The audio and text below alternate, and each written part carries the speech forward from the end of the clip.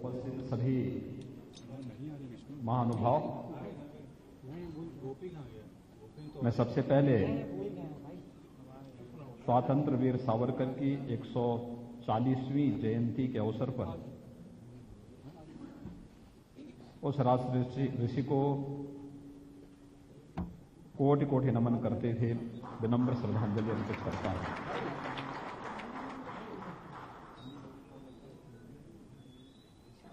मित्रों, जब वीर सावरकर की बात होती है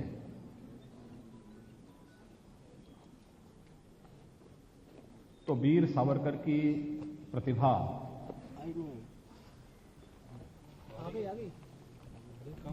को छुपाने का प्रयास पहले ब्रिटिशर ने और उसके बाद आजादी के तत्काल बाद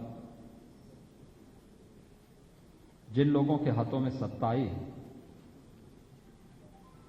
उन्होंने वह हर संभव प्रयास किया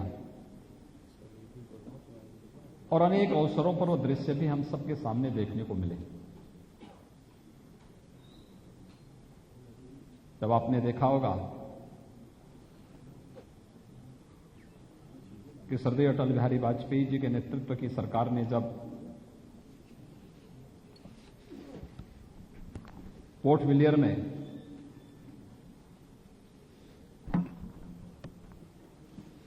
सेलुलर जेल में एक स्मृतिका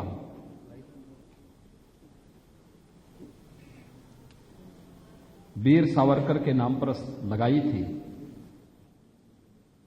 तो उसके बाद आने वाली कांग्रेस नेतृत्व की सरकार ने उसे वहां से हटा करके इस राष्ट्र नायक को अपमानित करने का काम किया था। अनेक ऐसे अवसर आए, लेकिन वीर सावरकर की जब मैं चर्चा करता हूं, यह देश जब वीर सावरकर को जानता है तो 20वीं सदी का एक ऐसा महानायक, दुनिया में उनके समकक्ष कोई उस सदी में नहीं पैदा हुआ।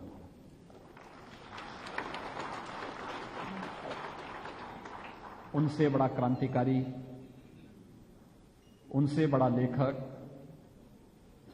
उनसे बड़ा कवि, उनसे बड़ा दार्शनिक, यानी सभी प्रकार के उन गुणों से ओतप्रोत जिसे आप एक असामान्य स्थिति कह सकते हैं। सामान्य व्यक्ति के अंदर इस प्रकार के गुण नहीं हो सकते। एक ही जन्म में दो आजीवन कारावास की सजा, सेलुलर जेल में वे स्वयं बंद हैं, उनका भाई भी बंद है, लेकिन कई वर्षों तक उन्हें पता नहीं लगा कि मेरा भाई भी यहां बंद है।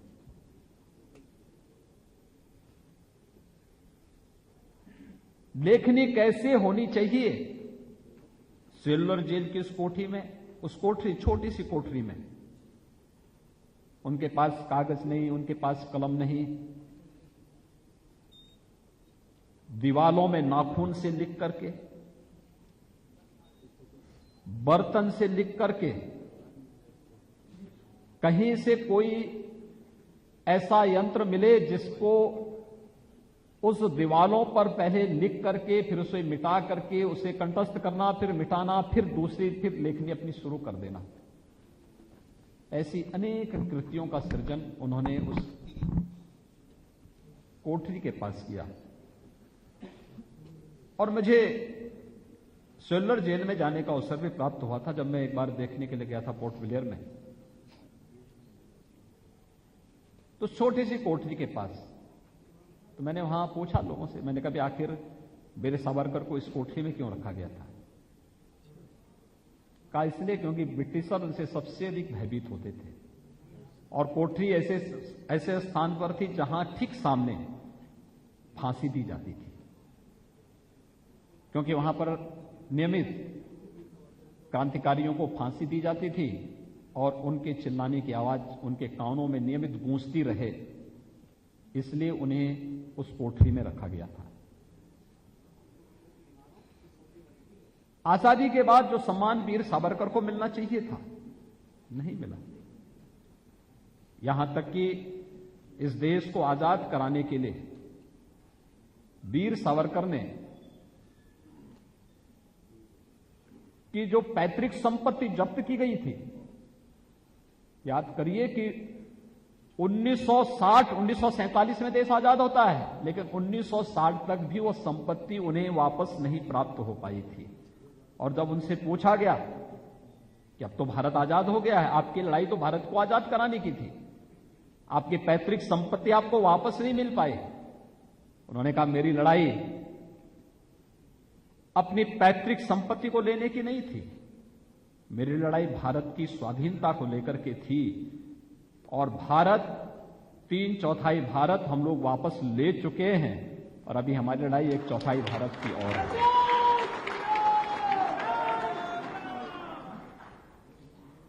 भाइयों बहनों, बहुत सारे ऐसी बातें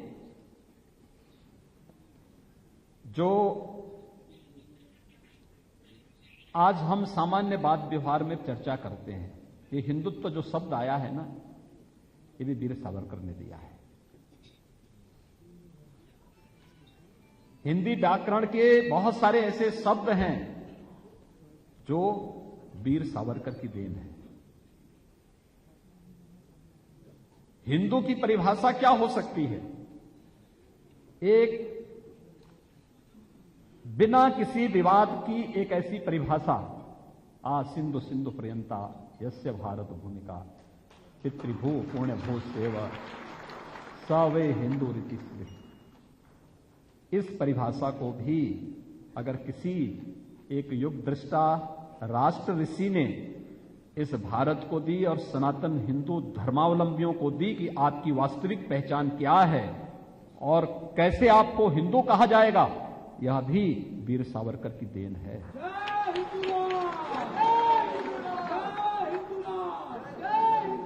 लेकिन दुर्भाग्य से सत्ता लोलुप उस समय की सत्ता के लिए संघर्षरत बहुत सारे ऐसे दलों ने वीर सावरकर की तुलना जिन्ना से करने का कुत्सित प्रयास भी किया और उसका खंडन हमेशा वीर सावरकर ने किया। उन्होंने कहा था कि वीर सावरकर ने इस बात को कहा, उन्होंने कहा जिन्ना की दृष्टि एक संकुचित है, संकीर्ण है, राष्ट्र तोड़क है, वह विराटता नहीं उसके अंदर है। उनकी दृष्टि बहुत संकीर्ण है, वह केवल मुस्लिम की बात करता है, भारत के विभाजन की साजिश का हिस्सेदार बन रहा है। लेकिन मेरी दृष्टि संपूर्ण भारत की है। जो कानून भारत में हिंदुओं पर लागू हो वह मुसलमानों पर भी लागू हो, वह क्रिश्चियन पर भी लागू हो, वह पारसियों पर भी लागू हो, मैं इसका पक्षधर हूं।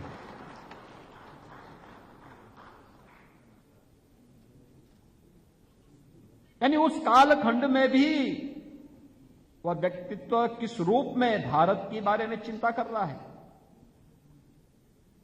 भारत की यानी उन्हें जब ब्रिटिशर ने कैद से मुक्त किया, रत्नागिरी में भी काफी दिनों तक उन्हें नजरबंद करके रखा गया, लेकिन उस सब के बावजूद कभी उन्होंने अपने मुद्दों, अपने मूल्यों, अपने आदर्शों से कोई समझौता नहीं किया। अपने विजन के लिए लगातार कार्य करते रहे। राष्ट्रपिता महात्मा गांधी, नेताजी सुभाष चंद्र बोस और भारत माता की उस समय की तत्कालीन तमाम राष्ट्रीय नेताओं के साथ उनका संवाद, उनका संपर्क ये लगातार बना रहा। मिशन एक ही था, कैसे भारत स्वतंत्र हो और भारत की स्वाधीनता का स्वरूप क्या होना चाहिए। इस भाव के साथ उन्होंने उस समय जो कार्यक्रम प्रारंभ किए, आज उसका प्रभाव हम सबके सामने देखने को मिल रहा है। विचार कभी मरते नहीं हैं और विचार इसलिए नहीं मरते क्योंकि हमारे मनीषियों ने ब्रह्म को सत्य माना है। शब्द ब्रह्म का प्रतीक होता है और जो शब्द निकला है वो अपना आकार लेगा, और इसलिए वीर सावरकर की वह शब्द दृष्टि अपना आकार लेती हुई दिखाई दे रही है और शाश्वत है, वह सत्य है, और उस शाश्वत और सत्य दृष्टि ही आज जो कुछ आपके सामने देखने को मिल रहा है उसी के कुछ बृहद रूप हैं, उसके कुछ लघु रूप भी हैं। अगर वीर सावरकर की बात को कांग्रेस ने माना होता तो देश विभाजन की त्रासदी से बच गया होता। वीर सावरकर की इस कृति का विमोचन अमृत महोत्सव वर्ष में हो रहा है। हम 75 वर्ष देश की आजादी का मनाने जा रहे हैं 15 अगस्त 1947 2022 को। 1947 को जो देश आजाद हुआ, लेकिन भाइयों बहनों, जब ये देश अपनी आजादी के अमृत महोत्सव वर्ष में अमृत महोत्सव के आयोजन के साथ जुड़ेगा, हमें देश के दर्दनाक विभाजन की त्रासदी को भी विस्मृत नहीं करना है। एक दिन पहले देश का विभाजन भी हुआ था। अगर उस समय का नेतृत्व दृढ़ इच्छा शक्ति से कार्य लेता तो देश का भी दुर्भाग्यपूर्ण विभाजन नहीं होता और मानवीय अत्याचार नहीं होते, लाखों लोगों की निर्मम हत्या नहीं होती। भारत विभाजन की त्रासदी के फलस्वरूप जो बातें सामने आई थी, तब भी वीर सावरकर ने एक बात कही थी, पूरी दृढ़ता के साथ कही थी। उन्होंने कहा पाकिस्तान आएंगे जाएंगे। हर एक युग दृष्टा ऋषियों ने इसी बात को कहा। जब श्री अरविंद से पूछा गया पाकिस्तान के बारे में, उन्होंने कहा पाकिस्तान आध्यात्मिक जगत में कोई शब्द है ही नहीं, ये तो हमेशा नष्ट इसको हो जाना है, ये कभी वास्तविक बन ही नहीं सकता है, पाकिस्तान कोई वास्तविकता नहीं हो सकती है। लेकिन वीर सावरकर ने भी यही बात कही थी, पाकिस्तान आएंगे जाएंगे लेकिन हिंदुस्तान हमेशा रहेगा।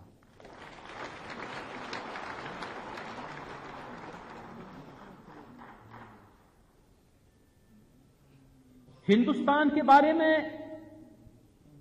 उस समय की विभाजन की त्रासदी को देखते हुए भी जिस मजबूती के साथ उन्होंने इस बात को कही थी, मुझे लगता है हर भारतीय को उस दृष्टिकोण को अपनाने की आवश्यकता है। नेशन फर्स्ट की थ्योरी यही आज की वास्तविकता है। आदरणीय प्रधानमंत्री जी जब अमृत महोत्सव वर्ष के साथ पूरे देश को जोड़ रहे हैं, आयोजन केवल 15 अगस्त 2022 का नहीं है, आगामी 25 वर्षों का है, अमृत काल का है। इन 25 वर्षों में भारत को हमें कहां लेके जाना है, और उन 25 वर्षों का एक विजन हम सबके सामने बहुत स्पष्ट होना चाहिए। अगर नेशन फर्स्ट की इस थ्योरी को हमने अपनाया होता 1947 में, देश का विभाजन नहीं होता। नेशन फर्स्ट की थ्योरी को अगर हमने अपनाया होता 1962 में, चीन की हिम्मत नहीं थी कि वह भारत पर हमला कर पाता। नेशन फर्स्ट की नीति को हमने अपनाया होता 1965 में, बहादुर सैनिकों के द्वारा पाकिस्तान पर विजय के बाद भी समझौते के टेबल पर भारत के सामने वह स्थिति नहीं पैदा होती जो आतंकवाद और उग्रवाद के रूप में पूरा देश झेल रहा है। 1971 के नेशन फर्स्ट की थ्योरी को भारत ने अपनाया होता तो युद्ध में पाकिस्तान के 95,000 सैनिकों को आत्मसमर्पण के लिए मजबूर करने के लिए भारत के बहादुर सैनिकों के इस प्रयास पर पाकिस्तान अपनी धूर्ततापूर्ण कुदृष्टि से आज भी भारत के अंदर आतंकवाद और अलगाववाद को प्रेरित और प्रोत्साहित करने का दुस्साहस नहीं कर पाता है। यानी हम हमेशा, जो हमेशा कही जाती थी कि हम तो, हमारे सैनिक जीतते थे, लेकिन तुष्टीकरण की नीति के नाते हम लोग हमेशा समझौते की टेबल पर हार जाते थे, और यही तो होता रहा। पर सावरकर की दृष्टि थी जो बार बार आगाह करती थी, बार बार आगाह करती थी। और इस पुस्तक के बारे में जो आज यहां पर इस कृति को उदय जी ने और चिरायु जी ने जो कृति यहां पर दी वीर सावरकर के बारे में, मेरे लिए इसलिए महत्वपूर्ण है क्योंकि उत्तर प्रदेश में वीर सावरकर का पहला आगमन गोरखपुर में हिंदू महासभा के किसी कार्यक्रम में हुआ था, और गोरख पीठ के द्वारा आयोजित कार्यक्रम में ही, उस आयोजन में 1946 में गोरखपुर में हुआ था। और उस समय वीर अद्भुत व्यक्तित्व था। यानी कुछ परिवार ऐसे थे जिन्होंने स्वतंत्र लक्ष्मी के लिए अपना सब कुछ समर्पित कर दिया था, सब कुछ समर्पित कर दिया था। हो सकता है लोगों ने उसको अपने अनुसार परिभाषित करने का प्रयास किया हो, लेकिन सच्चाई यह थी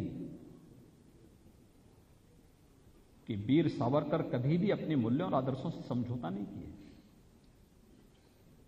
इतिहास में आज भी क्या पढ़ाया जाता है? 1857 के प्रथम स्वातंत्र समर को यह सैनिक विद्रोह था, या उसको कमतर करके आंकने का प्रयास हुआ।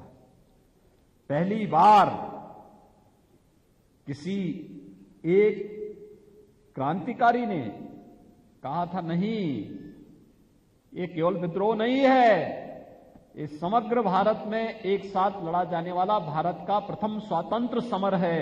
और 1857 के प्रथम स्वतंत्र समर के रूप में फिर उन्होंने जो अपनी लेखनी की, अद्भुत है।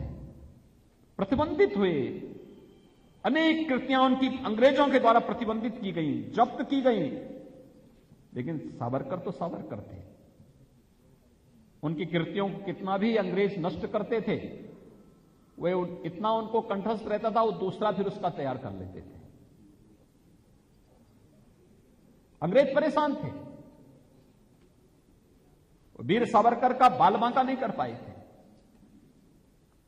और मित्रों, यहीं से बात आती है कि समस्या देने वाला भले ही उसकी हस्ती कितनी महान क्यों न हो, लेकिन ईश्वर की कृपा दृष्टि से बड़ी नहीं हो सकती, कभी नहीं हो सकती। वीर सावरकर उसका जीता जागता उदाहरण है। अनेक विपरीत परिस्थितियों में कार्य करते हुए अंततः 1966 में भी जब उनका महाप्रयाण होता है, यानी 26 दिनों तक लगातार निराजल उन्होंने अनुष्ठान करके अपने को होम किया था, राष्ट्र के लिए समर्पित कर दिया था। उनकी दिव्य दृष्टि, उनकी कृतियां, उनके वक्तव्य आज भी पूरे भारत को एक नई दृष्टि दे रहे हैं, एक नया मार्गदर्शन दे रहे हैं। मित्रों, जितने भी ये कार्यक्रम चल रहे हैं, आपने देखा होगा, लोग कहते थे ना कि कश्मीर से धारा 370 समाप्त नहीं हो सकती, आज तो हो गई ना।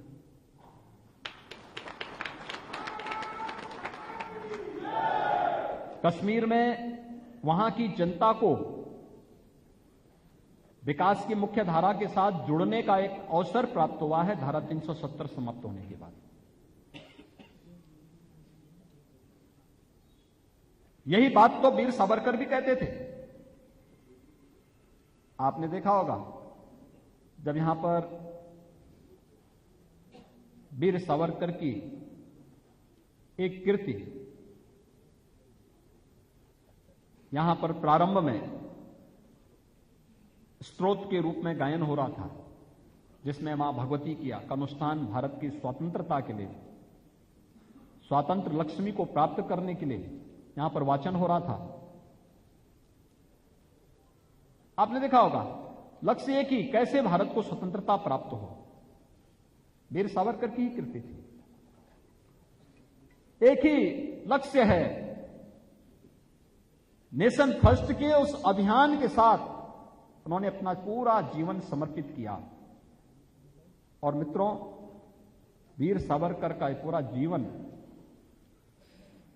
जो 1883 से प्रारंभ होता है, 1966 के एक कालखंड तक ही सीमित नहीं होता, वह एक दिव्य दृष्टि देकर के जाता है पूरे देश को। आज कश्मीर विकास की एक मुख्य धारा के साथ जुड़ करके आगे बढ़ रहा है। अयोध्या में श्री राम जन्मभूमि पर मर्यादा पुरुषोत्तम भगवान श्री राम के भव्य मंदिर का निर्माण, यह वही दृष्टि प्रस्तुत करता है जो आजादी के तत्काल बाद होना चाहिए। आपने देखा होगा जो वीर सावरकर कहते थे कि मेरा हिंदुत्व किसी संकुचित दायरे में कैद नहीं होता है, जो ये कहता हो कि केवल हिंदुओं को ही मिलना चाहिए, शेष को नहीं मिलना चाहिए। मेरा हिंदुत्व कहता है कि भारत के हर नागरिक के प्रति एक समदृष्टि हो। मेरे लिए कोई अल्पसंख्यक और बहुसंख्यक नहीं, जो भारत का नागरिक है उसको भारत के प्रत्येक संसाधन में समान अधिकार और समान न्याय मिलना चाहिए। यह दृष्टि वीर सावरकर की थी और हम लोगों ने उत्तर प्रदेश में इसको लागू किया। आपने देखा होगा अभी हाल ही में कुछ घटनाएं घटित हुई, कुछ चीजें सामने आई होंगी। रामनवमी के अंदर पूरे देश के अंदर कुछ स्थानों पर दंगे करने का प्रयास हुआ था, दंगे हुए, उत्तर प्रदेश के अंदर नहीं हुआ। हमने कहा भी देखो, आपको पूजा करनी है अपने धर्म स्थलों पे करिए, और एक जितने भी उपासना पद्धतियां वो अपने अपने धर्म स्थलों पर अपना अनुष्ठान करें। सड़क न पूजा के लिए होगी न नमाज के लिए होगी, सड़क आवागमन के लिए ही होगी। आज सड़कें आप देख रहे होंगे प्रत्येक नागरिक के आवागमन को सरल बना रहा है। ये प्रदर्शन की जगह नहीं हो सकती। हम अपने स्वयं की आस्था पर सड़क चलने वाले व्यक्ति पर नहीं थोप सकते।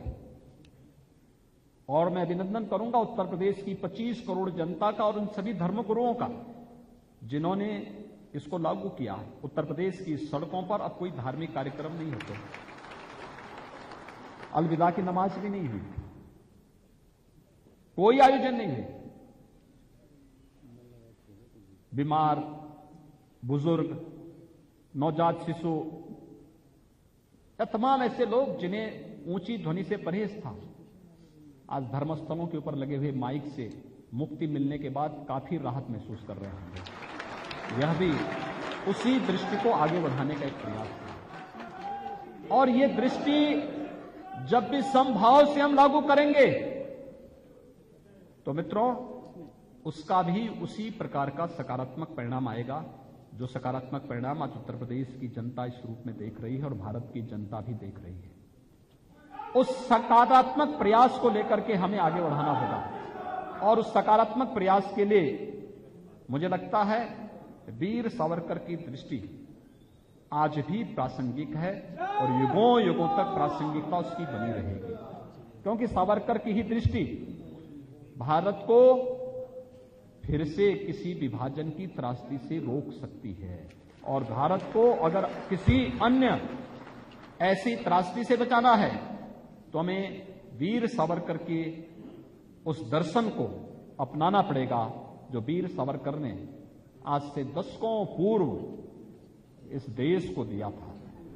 देश की स्वाधीनता को, देश की स्वाधीनता के बाद भी जो दृष्टि उन्होंने दी थी उसको अपना करके ही हम भारत की स्वतंत्र लक्ष्मी की रक्षा करने में सफल हो सकते हैं।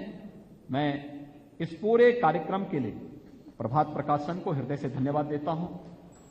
मैं धन्यवाद देता हूं श्री उदय माहूरकर जी को और श्री चिरायु पंडित को, जिन्होंने इस कृति को लिख करके और वह भी अमृत महोत्सव वर्ष के अवसर पर क्योंकि अमृत महोत्सव का अपना महत्व है।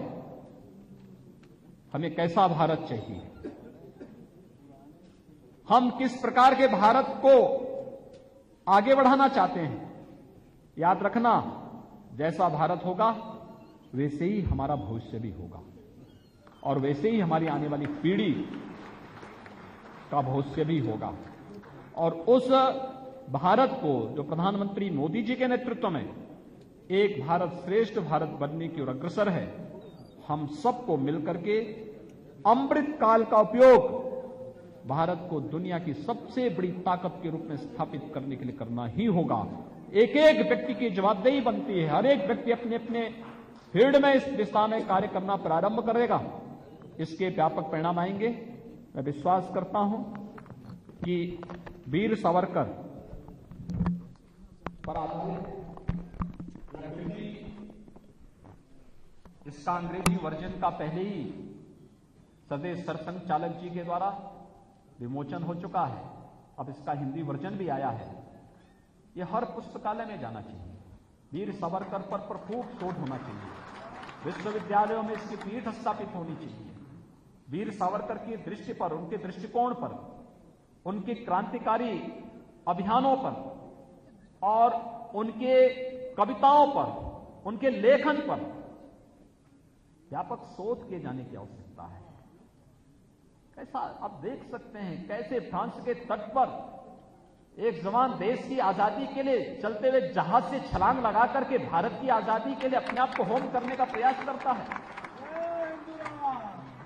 वीर सावरकर पर प्रश्न उठाने वाले उन लोगों को तनिक भी अगर उन्होंने वीर सावरकर के सभी कृतित्व को देखा होता तो सचमुच वीर सावरकर के खिलाफ बोलने में उनको शर्म जरूर महसूस होती है, तनिक भी लज्जा जरूर आती है।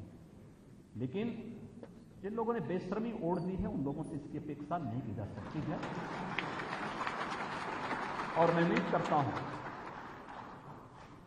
कि खासतौर पर उत्तर प्रदेश के हमारे विश्वविद्यालय से जुड़े हुए शोध छात्र, इतिहास से जुड़े हुए छात्र, साहित्य से जुड़े हुए छात्र, वे इस दृष्टि को आगे बढ़ाने का कार्य करेंगे। और मुझे प्रसन्नता है कि वीर सावरकर 1966 में उन्होंने महापरिनिर्वाण स्वयं ग्रहण किया और 1966 से यानी इतने वर्षों के बाद भी वीर सावरकर की प्रासंगिकता हम सब के बीच में और पहले से ज्यादा महत्वपूर्ण स्थिति में आज वीर सावरकर का स्मरण हम सब के सामने होता हुआ दिखाई दे रहा है। और यही बात तो डॉक्टर लोहिया ने कही कि अगर कोई व्यक्ति 50 वर्ष के बाद श्रद्धा और सम्मान के साथ स्मरण किया जाता है तो मान करके चलिए कि कोई सामान्य व्यक्ति नहीं होगा, असामान्य व्यक्ति होगा। और वीर सावरकर पे ये बात अक्सर सही बैठती है कि 1966 के बाद आज हम 56 वर्ष के बाद वीर सावरकर का स्मरण कर रहे हैं और उनके प्रति श्रद्धान्वित हो रहे हैं, उनके कृतित्व और व्यक्तित्व को नमन कर रहे हैं। उनकी 140वीं जयंती पर यह हम सबका सौभाग्य हुआ है कि यहां पर मुझे इस कृति के विमोचन का अवसर प्राप्त हुआ है, क्योंकि मेरे लिए इसलिए भी महत्वपूर्ण है क्योंकि गोरखपीठ उस दृष्टि को लेकर के ही चला था। मेरे दादा गुरु महंत दिग्विजयनाथ जी 1921 तक कांग्रेस के नेतृत्व में चलने वाले स्वाधीनता आंदोलन के अभिन्न हिस्से थे। चोरी चोरा की ऐतिहासिक घटना के वे साक्षी थे और उस समय की घटनाओं के साथ आगे बढ़ते हुए जब खिलाफत आंदोलन के समर्थन में, के विरोध में, उस समय समर्थन में गांधी जी के अभियान को और कांग्रेस की नीतियों को देख करके इन लोगों ने देखा कि कांग्रेस तो इस देश को संभावित विभाजन की ओर लेके जाती है, तो कांग्रेस से इन्होंने 1921 के बाद अपना नाता तोड़ लिया। और फिर 1937 में जब वीर सावरकर ने हिंदू महासभा की सदस्यता ग्रहण की तो उनके साथ ही कोई और उनके साथ वीर हिंदू महासभा के साथ जुड़ने वाले लोग थे, तो उसमें महंत दिग्विजय नाथ जी भी एक थे, जो बाद में पहले उत्तर प्रदेश जो संयुक्त प्रांत था उसके अध्यक्ष बने। 1946 में जो गोरखपुर का बृहद सम्मेलन हुआ था जिसकी अध्यक्षता एनसी चटर्जी जी ने किया था। एनसी चटर्जी लोकसभा के पूर्व स्पीकर सोमनाथ चटर्जी के पूज्य पिता थे। उन्होंने उसकी अध्यक्षता की थी। वीर सावरकर जी और अन्य तमाम ऐसे महानुभाव उस कार्यक्रम में वहां पर उपस्थित हुए थे। और फिर उसके बाद 1960-62 के बीच में महंत दिग्विजय नाथ जी हिंदू महासभा के राष्ट्रीय अध्यक्ष के रूप में भी उन्होंने फिर नेतृत्व दिया था। एक ही दृष्टि थी, चाहे वह दृष्टि राम जन्मभूमि की मुक्ति का रहा हो, या उससे पहले भारत की स्वाधीनता का रहा हो, या उससे पहले भारत के मानबिंदुओं की पुनर्स्थापना के साथ साथ भारत को भारतीय दृष्टि से हम देखने का प्रयास करें और भारत को भारतीय दृष्टि से देखने का जो परिणाम है उसके बेहतर परिणाम भी देखने की जो स्थिति है उसके बेहतर परिणाम भी हम सबके सामने आएंगे। और यह आज पूरा भारत देख रहा है। जब भारत को भारत की दृष्टि से देखने का परिणाम है कि जब भी दुनिया के अंदर कोई संकट आता है पूरी दुनिया आज प्रधानमंत्री मोदी जी की तरफ देख रही है। ये भारतीय दृष्टि यही है। भारत को भारत की दृष्टि से देखने का परिणाम आज हम सब देख रहे हैं। हम सबका सौभाग्य है। अमृत महोत्सव वर्ष में इस कृति के विमोचन के लिए मैं लेखक द्वय को हृदय से अभिनंदन करता हूं। कृति के लिए उनका अभिनंदन करता हूं, बधाई देता हूं। प्रभात प्रकाशन को, प्रभात प्रकाशन ने सावरकर समग्र के नाम पर सावरकर की सभी कृतियों को सावरकर समग्र के रूप में प्रकाशित किया है। और मैं उस समय सांसद था, उस समय मुझे प्रभात जी ने वे सभी जो भी सावरकर समग्र के रूप में जितना भी प्रकाशन था उन्होंने मुझे उपलब्ध करवाया था दिल्ली में। मैं सांसद के रूप में उस समय दिल्ली में रहता था और प्रभात प्रकाशन के साथ मेरे बहुत निकट के संबंध थे उस समय, क्योंकि मुझे इस प्रकार के राष्ट्रीयता से ओतप्रोत जो भी साहित्य होता था उसको देखने, नए प्रकाशन को समझने, उसको पढ़ने, इस सब को मुझे उसमें मेरी रुचि थी। तो मुझे प्रकाशन अक्सर उनके यहां से प्राप्त हो जाता था। मैं धन्यवाद दूंगा कि उन्होंने वीर सावरकर की समग्र सावरकर यानी वीर सावरकर पर सावरकर समग्र को प्रभात प्रकाशन ने प्रकाशित किया। और प्रभात प्रकाशन के माध्यम से ही यह कृति भी हम सबके सामने आई है।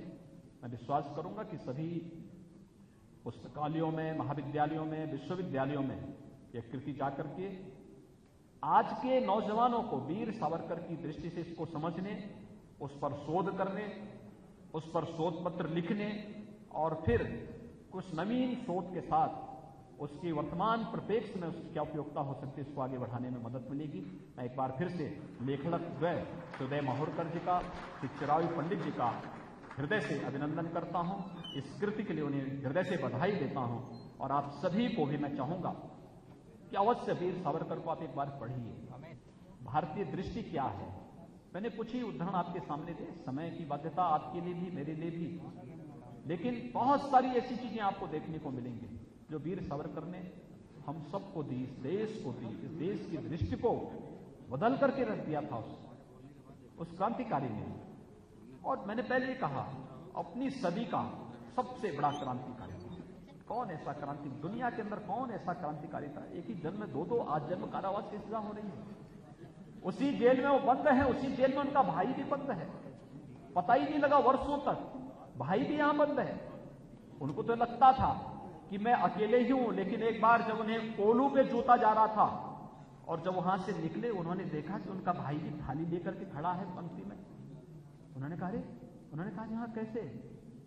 उन्होंने कहा मैं भी यहां देश की आजादी के लिए काम कर रहा हूं, देश की आजादी के लिए मुझे भी सजा मिली। यानी ऐसे ऐसे परिवार थे, एक ही परिवार के कई कई लोग एक ही जेल में कैद हैं, लेकिन पता ही नहीं लग रहा एक भाई को दूसरे भाई से मिलने का भी अवसर नहीं दिया गया। और कई वर्ष बीत गए, दोनों भाई सेलुलर जेल में एक साथ बंद हैं। लेकिन वीर सावरकर को देश की आजादी के बाद जो सम्मान मिलना चाहिए था, नहीं दिया कांग्रेस ने, अपमान किया, हर राष्ट्रनायक का अपमान करने का प्रयास किया। कौन से ऐसा राष्ट्रनायक है जिसको अपमानित न किया गया? क्या नेताजी सुभाष चंद्र बोस को? क्या बाबा साहब भीमराव अंबेडकर को? क्या सरदार वल्लभ भाई पटेल? या ऐसे तमाम कैसे राष्ट्रनायकों को सदैव उसके द्वारा अपमानित किया गया? और वीर सावरकर की दृष्टि तो बहुत साफ थी, उसमें कहीं लोच नहीं था, उसमें कहीं रेंगने की स्थिति नहीं थी, और सीधे आमने सामने जो जैसा करेगा वैसे उसको उसका प्रतिफल देने की इच्छा शक्ति रखता था। इसलिए कांग्रेस कैसे उसको बर्दाश्त कर पाती थी।